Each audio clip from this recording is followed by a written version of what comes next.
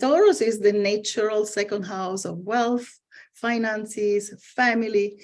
So having the planet of love, beauty, creativity, and wealth is a main karaka.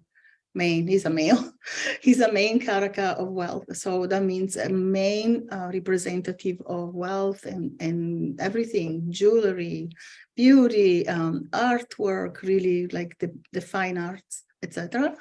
So in Taurus, it's double blessings.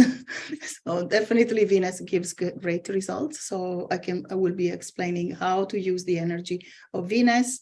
So Venus will move into Gemini, not at the end of this month, but even for that, there are so many things you can do to benefit, and I will explain that definitely. So after Venus, we have on the 14th, we have the sun, right? The soul, the life giver going into Aries, which is absolutely the best placement for Aries. And that's why every year, Dr. Pillai goes online, goes live and tells us, oh, this is the time for your goals.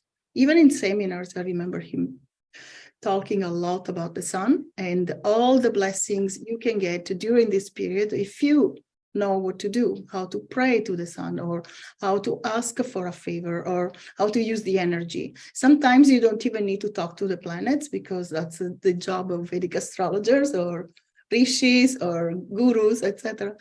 But you can just go and take action on those things you want, and that's very important.